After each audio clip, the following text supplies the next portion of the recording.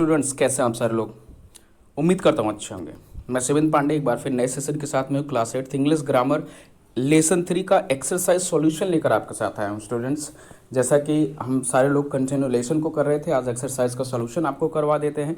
Students, मुझे उम्मीद है आप बड़े ध्यान से एक्सरसाइज सॉल्यूशन को देखेंगे, साथ ही साथ कंसेप्ट को भी याद रखेंगे, जिससे आने वाले समय में आपको किसी भी तरीके से कोई दिक्कत ना हो।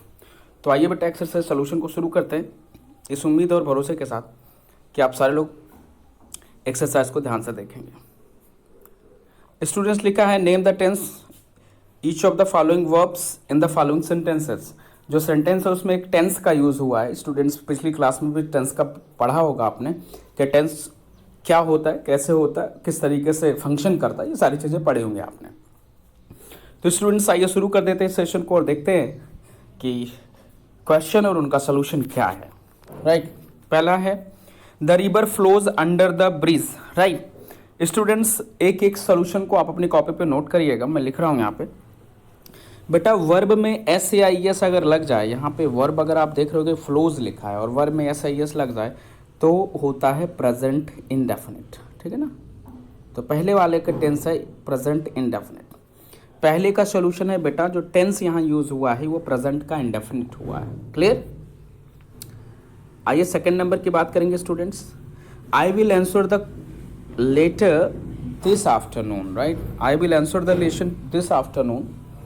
स्टूडेंट्स, जो इसमें यूज हुआ है वो यूज हुआ है, बिल का यूज हुआ है, तो बेटा फ्यूचर इंडेफिनिट है इसमें, याद रखिएगा। दूसरे वाले में जो आंसर का यूज हुआ है स्टूडेंट वो फ्यूचर इंडेफिनिट है।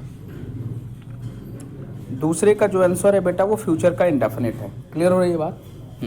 दूसरे में जिसका यूज हुआ है स्टूडेंट्स वो फ्यूचर का इंडेफिनिट है, इस चीज़ को भी ध्यान रखने की जरूरत है आपको। ठीक है, आइए थर्ड वाले में चलते हैं। It has been raining all day. Right, it has been raining all day. यहाँ पे बेटा देखेंगे एक चीज़ आपको समझने की ज़रूरत है स्टूडेंट्स। हैज़ बीन अगर लगा हुआ है तो आप प्रेजेंट परफेक्ट कॉन्टिन्यूस बताएंगे। थर्ड वाले में बेटा जो आंसर है आपका वो प्रेजेंट परफेक्ट कॉन्टिन्यूस। थर्ड का जो आंसर है बच्चा, जिस टेंस का यूज थर्ड वाले में हुआ है, क्वेश्चन थर्ड में हुआ, प्रेजेंट परफेक्ट कॉन्टिन्यूस का हुआ है। ठीक है, number four I had finished when he came. याद रखिएगा, हैड का यूज अगर हुआ है तो हैड हमेशा पास्ट के परफेक्ट में होता है। चौथे में जो बेटा यूज हुआ है वो पास्ट परफेक्ट। चौथे का जो आंसर है बेटा वो पास्ट का परफेक्ट है। ठीक है, आइए पांचवें में बात करते हैं। पांचवा, आई हैव लिव्ड। हैव का यूज बेटा प्रेजेंट के परफेक्ट में होता है।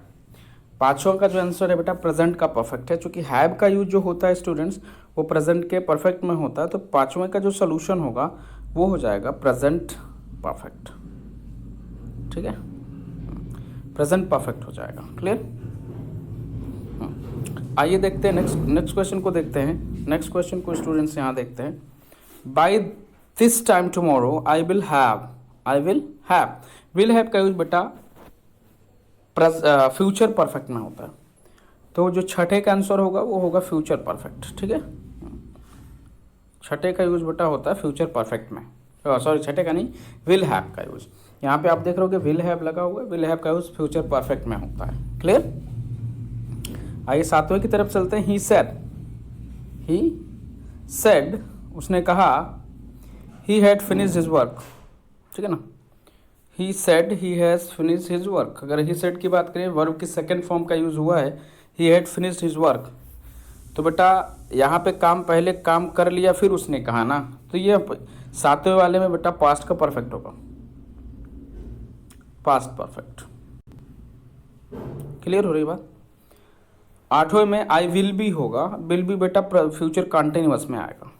आठवें का जो आंसर है बेटा, नंबर 8 में जो विल बी लगा हुआ है, अगर आप देखें 8 में विल बी लगा हुआ है वो फ्यूचर कॉन्टिन्यूअस में है, दैट इज फ्यूचर कॉन्टिन्यूअस। ठीक है, 9वें में आई वॉज हैविंग, बेटा वॉज लगा हुआ है तो पास्ट का कॉन्टिन्यूअस है। क्लियर?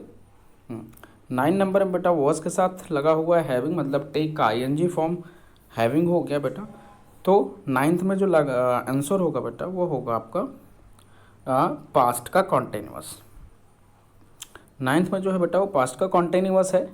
और 10th में वी हैव बीन। राइट, हाँ, वी हैव बीन या हैज़ बीन बेटा आता है प्रेजेंट परफेक्ट कॉन्टिन्यूअस में, प्रेजेंट परफेक्ट कॉन्टिन्यूअस में आता है, प्रेजेंट परफेक्ट कॉन्टिन्यूअस में तो हैव बीन या हैज़ बीन वहीं आता है। तो स्टूडेंट इस तरीके से 10वें में जो आंसर हो जाएगा वो प्रेजेंट परफेक्ट कॉन्टिन्यूअस हो जाएगा। आई होप कि इन 10 क्वेश्चन के आंसर का जो सोल्यूशन है, 10 क्वेश्चन का जो आंसर है वो आपको समझ में आया होगा। उम्मीद करता हूँ आप अच्छे होंगे, इस एक्सरसाइज को अच्छे से देखेंगे और अपनी कॉपी में नोट्स में करेंगे। स्टूडेंट्स इस सेशन में अभी के लिए इतना ही। Very thank you.